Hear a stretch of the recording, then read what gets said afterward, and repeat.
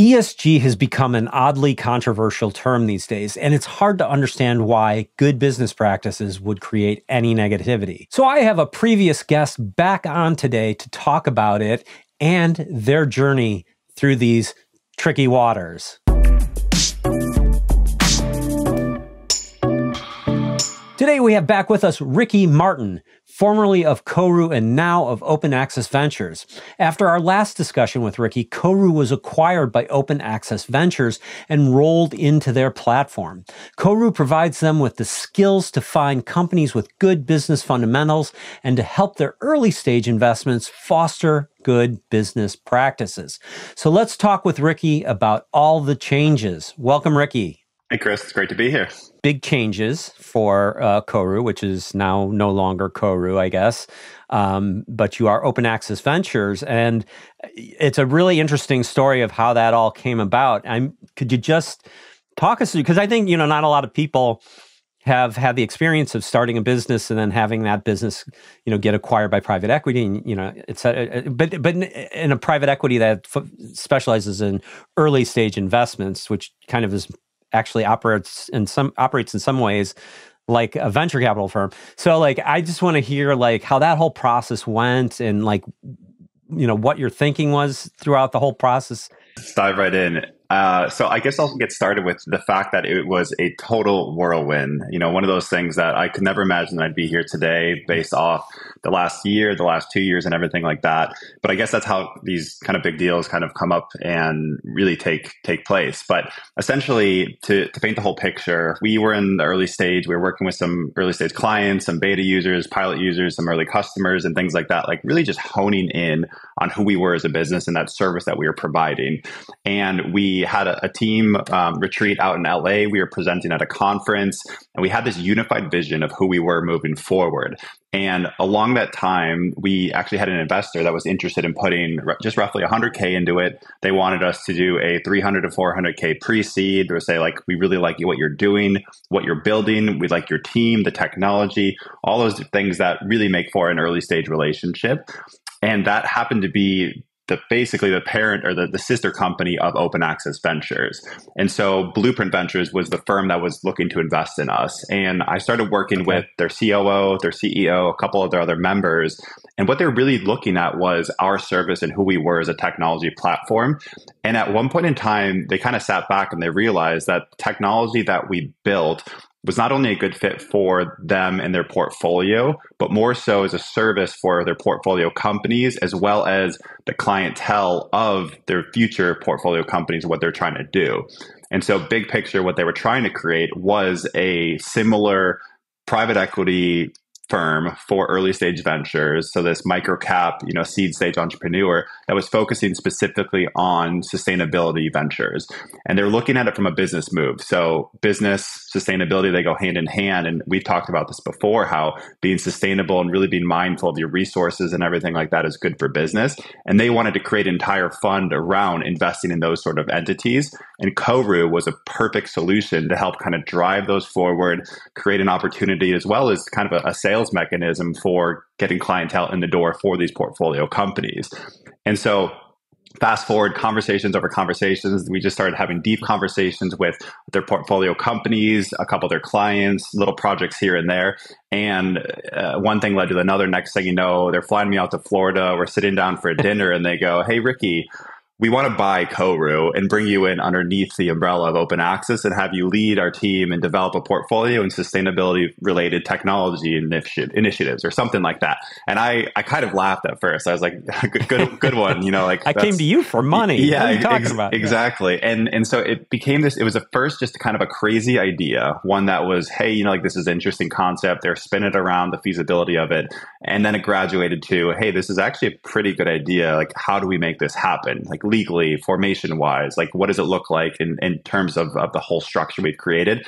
And then it moved from that to, okay, let's do this and make it happen. And that was about the time of the Florida golf trip when they were like, we can do this. We're going to absorb you here. We're going to implement you here. You're going to have this strategy in place. You're going to have the autonomy over this entire fund. And let's, pull the trigger and make it happen. So That was roughly 2 or so months ago. And since then, it's just been all the onboarding, the legal, the due diligence, all the fun stuff that comes along with that. And in line with that, the negotiations, where we stand, what we're trying to do, who we're creating. And as of just last week, we launched publicly, hey, we've been acquired. We're moving forward. I'm stepping in as the president of OpenAccess Ventures. And we're creating this new era, sustainability focused micro cap private equity firm that's growing forth and trying to create some substantial impact in the market. All you ESG naysayers, you can see right here's an example of how ESG is good for business, right? 100%. And I will say that till the day that I die. And we'll get into ESG and semantics in a second. But through and through, Koru was a vehicle, a technology service that helped quantify the benefits of doing sustainability right, doing ESG right, and clear, here's a benefit. This is what we created, and this is what it resulted in. So period, end of story. It's good for business. Absolutely, Chris. Obviously, they were looking for an opportunity to source and service, portfolio companies, right? And they were, it sounds like they were, because they had a sustainability fund, that they were kind of sold on the idea that a company that's run well and that has good ESG practices is going to be, a good fit for their fund. What did you see in all of this that was like really like grabbed you? Like what was it that like sold you on the idea? For me, it was the upside and the potential impact that we can create with this as our main vehicle of impact and growth. And what I mean by that is Koru originally in the very early days was intended to be this partnership tool that looked at a company, did the analysis, and then partnered with an organization that was meant to actually push forward with those goals and objectives. What we learned as we were going to market in typical early stage fashion, that companies, they didn't even know who they wanted to partner with, why they want to partner with them, any of this. And they wanted just to know where I should be focusing the analysis piece. And that's what we really leaned into. And we developed our AI tool around that. And OpenAccess Ventures is taking our analysis piece. And then we're not only finding potential partners, but we're actually investing in those companies because we see the growth potential and the scalability with it.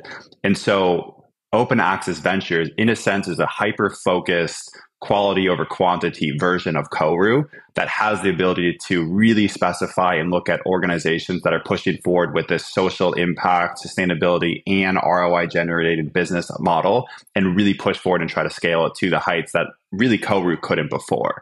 So while Koru, I say, is like the early stage kind of training wheels initiative to try to get impact into the growth sphere and what we're trying to build, OpenAccess has the capital, the resources, and the ability to really take these efforts to a whole new level and see the ramifications of sustainability as a business model and everything that can come from it, which is really exciting. I know that you can connect these companies with, like the right suppliers for various things that are going to have, zero footprint or, use, like good business practices. They're not, exploiting people in other countries, things like that. Can you talk about kind of like what that looks like, to the companies that you're working with and how, because it's not like, I think that people have this impression that ESG costs a ton of money. Mm-hmm. It's not necessarily like this is an added expense to get these things, right?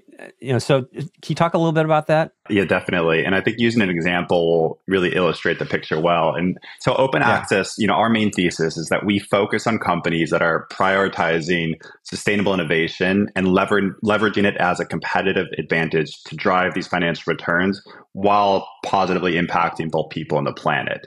And so it's that twofold, two sides of the same coin mentality. And so the first portfolio company that we're really working with, we have a 75% ownership in. It's called Mattress IQ. And Mattress IQ was started as a software solution to help hotels manage the occupancy data around their mattresses to extend the life. And so what this does is by implementing a simple solution that tracks how often beds are being slept on, how often they're rotated, and using all this data combined with some research that we've done in the space, we can extend the life of a single mattress in a hotel by anywhere between 30 to 60%, I believe what our numbers come out to, which means A, you save more money, which means you're not throwing out mattresses and buying mattresses to replace these as frequently. B, you're also throwing out less mattresses, so your entire waste amount is going down. And C, you got the CO2 emissions from all the production required to ship you new mattresses, to produce new mattresses, and everything like that. And so we're going into hotels and we're saying, hey, by implementing our extremely cheap and affordable solution, you're not only going to save money, so ching, we're hitting that CFO mindset, but you're also going to check the boxes and be more sustainable. You're going to hit your goals quicker and really look at it as a solution that's hitting both of those at the same time.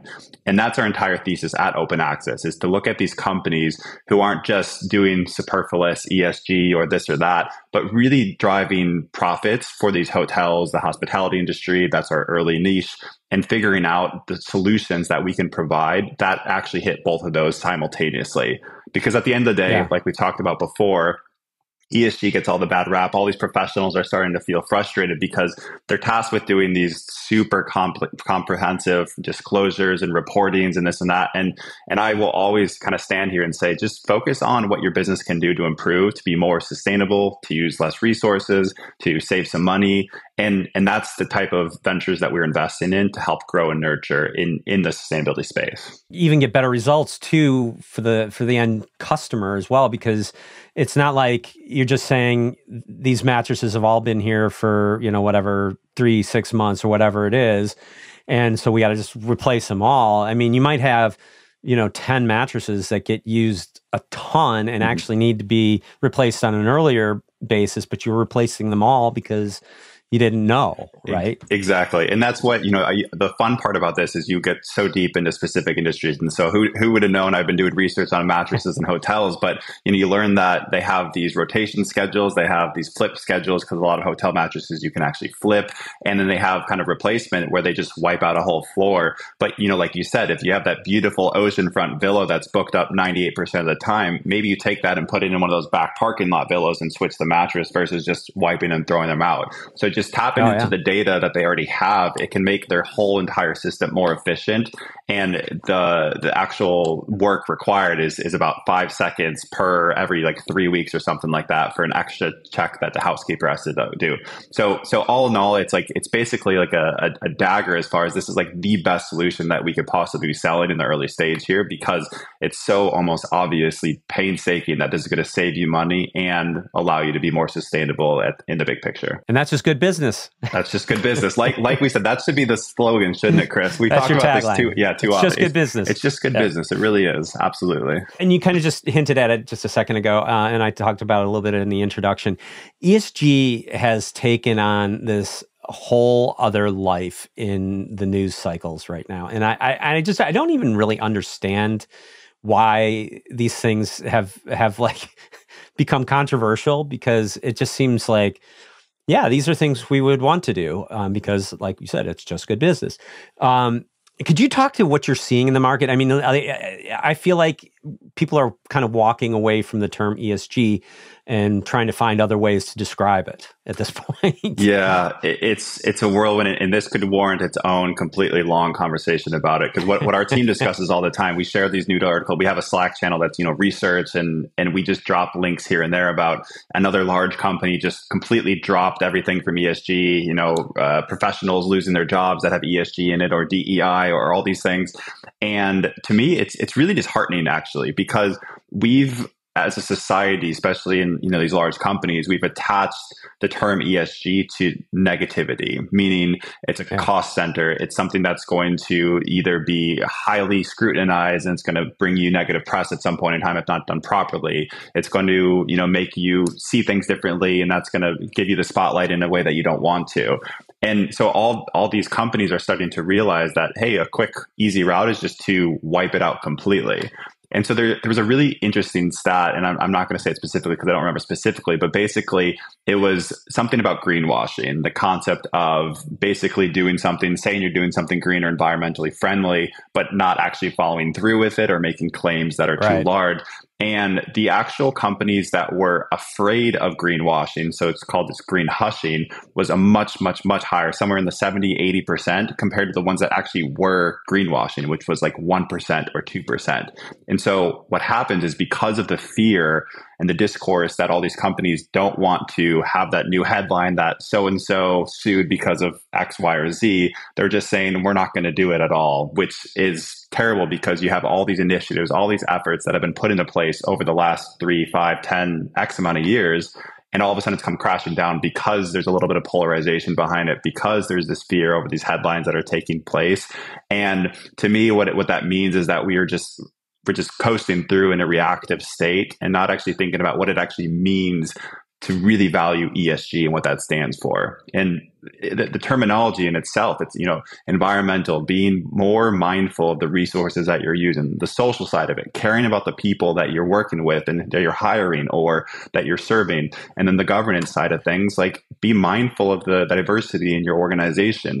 These are all very obvious things if you break them down individually, but the Goliath of ESG in itself has just become this nomenclature that just pulls negativity, and big individual execs or C-suites or Fortune 500s see this as a red flag, a way that they're going to get sued, bad press, or anything in between.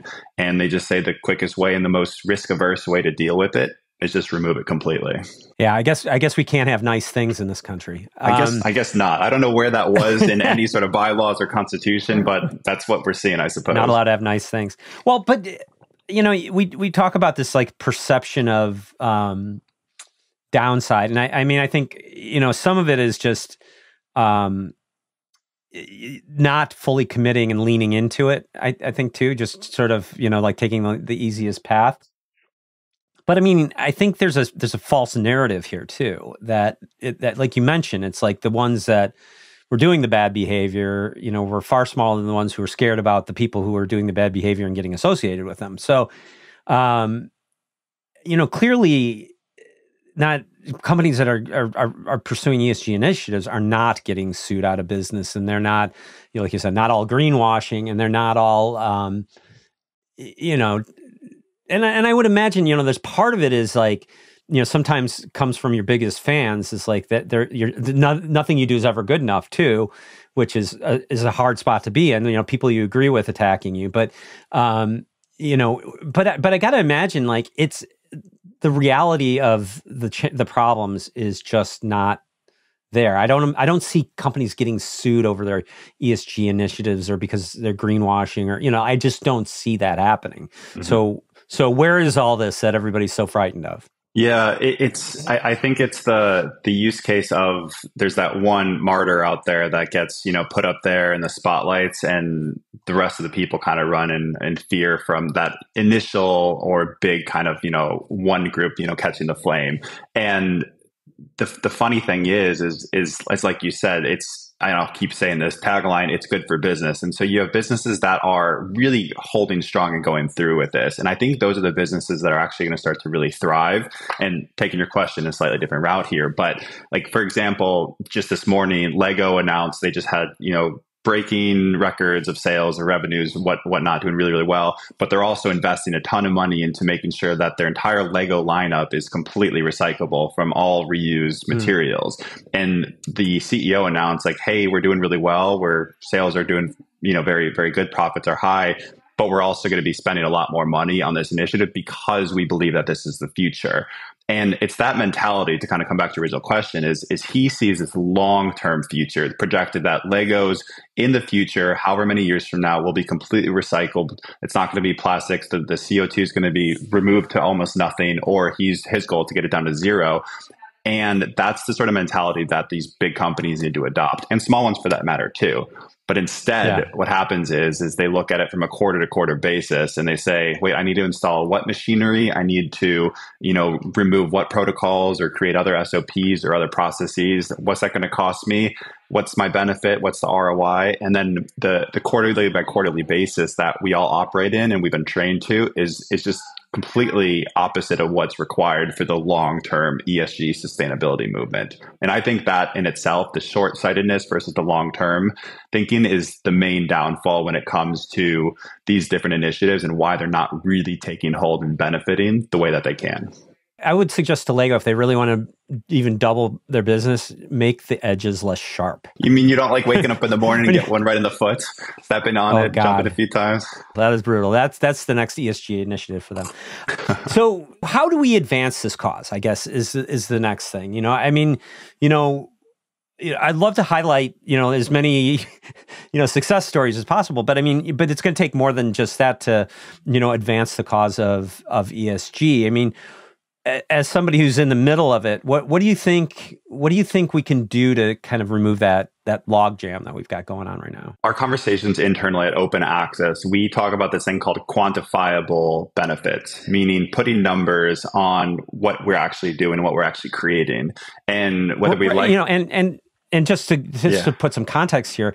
ESG was originally an investment strategy, right? I mean, this is not like something that's coming from, like the people, like the environmentalists in the company or whatever. This is something that's coming from the street, 100%. And like, hey, here's some indicators and markers to look at that successful companies have. So that's why this disconnect is really bizarre to me too. And I will add, ESG in the 70s is when this first started too. So this isn't a novel thing that came post teen 2000s here that all of a sudden X, Y, and Z professionals are trying to jump on board. This has been a long-standing vehicle and a way to discern stocks that are having a good impact versus having a bad impact, period. And I think that's what's the frustrating thing, because so many professionals and financial advisors and investment firms are kind of linking themselves to this polarization that's occurred from it and getting afraid of it and all of a sudden running a different direction, although it's been such a long-standing history of what ESG actually is. So that's kind of a side point, I suppose. But how do we move forward from here? I think the most important thing that we can do is focus on the numbers. And what I mean by that is our OpenAccess Ventures, what I was mentioning before, is that we're seeking solutions that you can showcase the benefit on a line item, whether it's ROI, whether it's growth in numbers, whether it's something that shows to a professional who's working in the space that's thinking about implementing a sustainable solution that this is going to either increase your profits or it's going to reduce your outbound expenses. And whether that happens in 3 months, whether it happens in 3 years, the former obviously is a little bit easier, but that's going to be what drives the change, because what we are trying to do and what I'm really trying to build this platform on is showcasing that sustainability, like we said, tagline, is good for business. But how do we show that is to really articulate very clearly by implementing this solution, by taking this initiative, by removing this process and replacing it with this process, you're going to save money in this amount of months or this many years. And also, you're going to drive more customers. You're going to increase your employee retention. You're going to gain new audiences, and your stakeholders are all going to be more happy because we like being green and better for the world. And so I think while we're in this kind of wishy-washy period where there's a lot of professionals, there was a fascinating study that just came out showing that sustainability professionals, people with that in their title, are becoming frustrated because they're tasked majority of the time with just putting together reports and making sure that companies look sustainable, but they're like, we're actually not doing sustainability work. We're not creating environmentally friendly solutions. We're just here to be that token individual that can file for those disclosures and make sure that we're not breaking the law, and what we say in the PR sphere isn't going to get us sued. And they're sitting back going, I want to actually create impact. I want to make my product line or my supply chain more eco-friendly, or I want to install different, processes that we're going to save X, Y, and Z resources. And so our position is more aggressive, I think, than most, where we're not just saying we're supporting impact causes, but more so we're supporting those causes that really can show benefit from both environmental or social impact perspective and the bottom line simultaneously. And I believe, through years and years of doing this work, that's what's required to actually get through to these professionals that are just looking at the bottom line at the end of the year. Although we've been going through this since the 70s. So, it almost feels like the benefits of a lot of these things, should be more obvious. And I think that sometimes when you see a new process implemented that is, a sustainability effort that does net you, like less waste in the process and things like that, it's often not viewed as something that was a sustainability effort, but it was a cost saving measure, which is true too. But Yeah. I think the fact that and we're saving, so many resources, or not polluting, or, like not exploiting people. I mean, like all those things, it just seems like we hone in on the profit piece, and all the rest of it gets lost somehow. And that makes me think something that I've been explaining recently, and I've actually never thought about it this way until open access came along, and I'm trying to basically position ourselves in this new light. And to do that, I like to break down the word sustainability on a very obvious level, but sustainability, the ability to sustain, meaning how can we implement things that make our resources last longer, to make our business last longer, to create processes or resources that aren't using as much intensive, whatever you want to call it. And when you break it down to being that painstakingly obvious, of course you should say, as a business, I want to make my business sustain for longer. I want to use less materials when I'm creating something. I want to use less water, use less electricity, and things like that. And so ESG in itself kind of shifted away from sustainability, because when you're looking at implementing sustainable business practices, you become more lean, you become more nimble, you become smarter, more savvy with, removing a paper clip here or a piece of paper there, or little things like that. But then you take a step back and you're like, oh, ESG, this is this investment framework. There's these legal ramifications. There's all these different things. I might get sued if I say this, I might get that. And I think we're just straight away from the root of what it means to actually be mindful of what the whole purpose was. Staying away from bad practices in your businesses, and ensuring that you're doing good with your business too, in the interest of your entire business or corporation and what you're actually trying to accomplish. And I see this from the technology side a lot too. Companies get into this tech debt, area where, it just sometimes doing the right thing it's going to save you, and it's quantifiable what it's going to save you, but it takes maybe an initial capital investment, this year, and then you see that, well, let's defer that to next year, and then give it another year, and then let's just buy a little bit to get us to the next year, so you get into this, you start digging yourself a bigger and bigger hole, and then the problem's harder to solve when you finally get to the point where you got to solve the problem, and so it looks like an even bigger expense. I mean, how do you and I think this is one of the reasons why I thought Koru is kind of really interesting, because you could point people in the right direction of like, hey, you don't have to spend a lot of maybe capital investments to do this right now, because here's a company that's already kind of got it all pre-baked for you, kind of thing. But how do you get companies past that point of like, constantly just digging themselves deeper into a hole until the problem's so big that they can't really fix the problem anymore? Yeah, we're working on that right now. Actually, it's funny you ask, because one of the offering that Koru is creating that we are required for within open access was to create these kind of reports and these analyses for companies, for clients, things like that. And one of the angles that we're approaching is maybe it's a little harsh sounding, but like the fear tactic of showcasing what can happen if you don't respond to this, or what's going to happen, or use cases or stories of, if you just keep ignoring this or go too far down the line. And it's not meant to just say, oh my gosh, like out of fear, let's purchase everything that I can to be more green and sustainable. But more so it's a way to think about things from a perspective of, wow, I didn't realize that, if my, let's just see, my plumbing system has a small leak into it, what that can actually equate to over time. So one of the companies we've spoken to in the past is we're looking at IoT devices on their plumbing system, on the water meters, to detect real-time leakages. And so once again, you're going to save money because you're not just throwing water out the window, but literally you're saving water as well.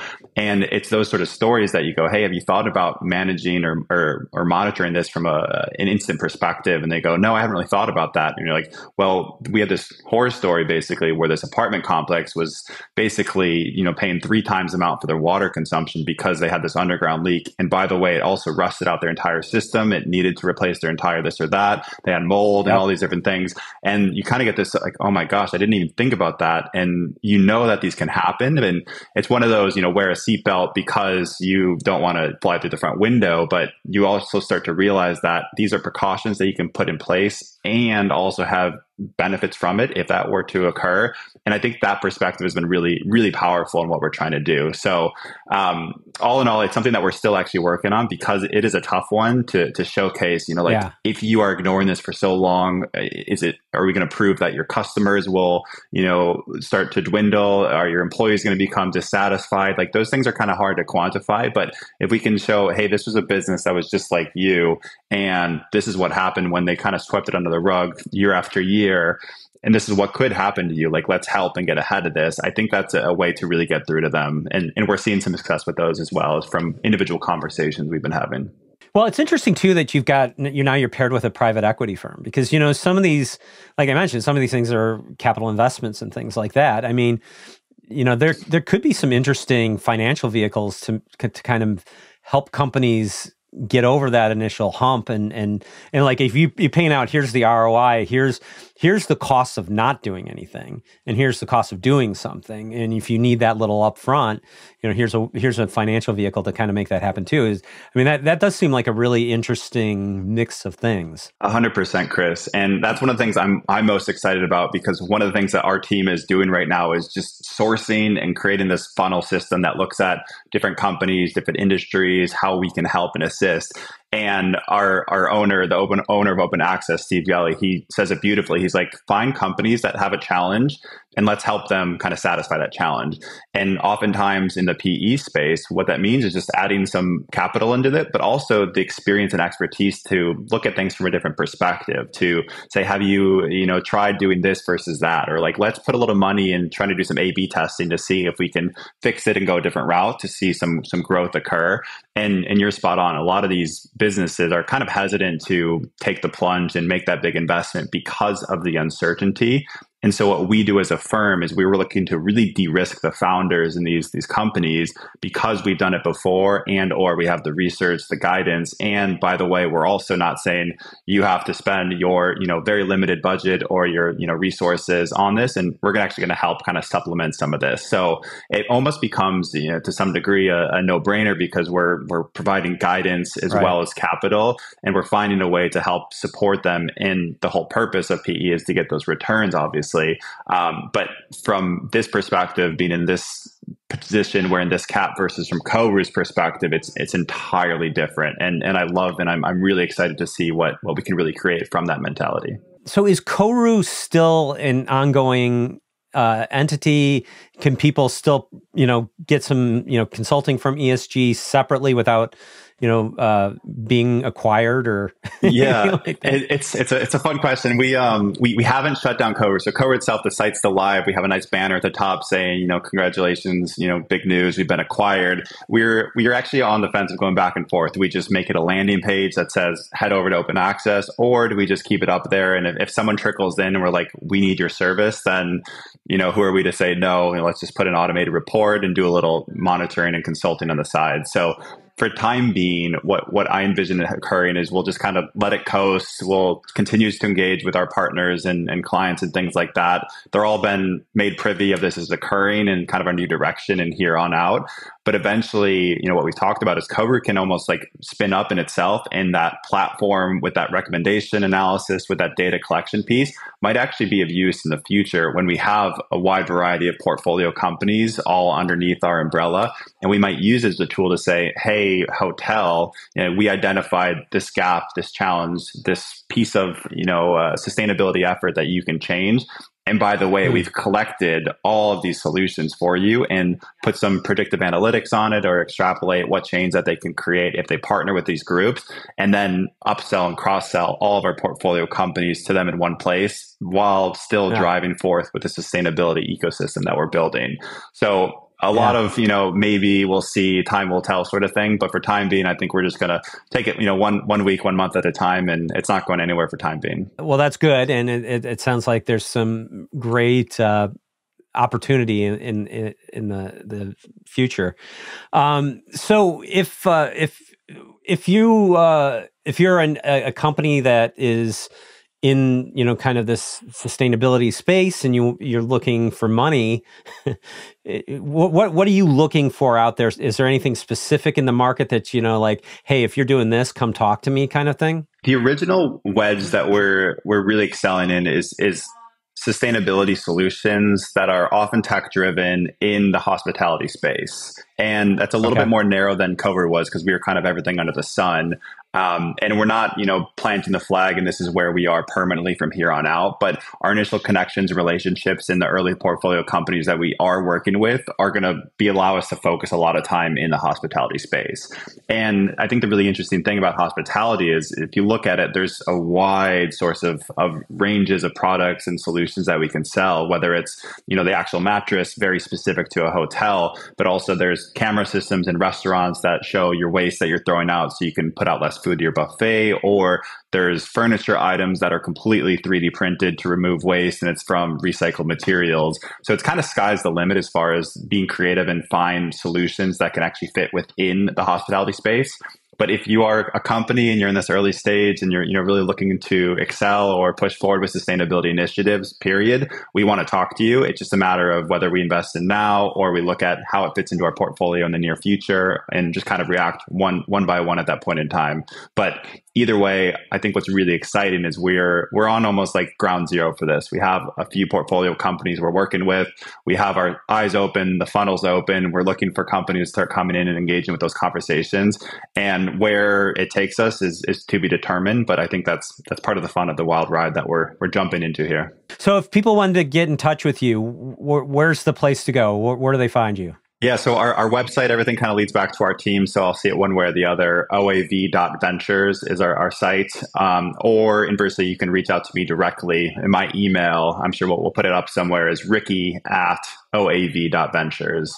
And so we are in this early sponge state, like I mentioned before. We're just trying to talk to leaders in the space, startups in the space, anything in between.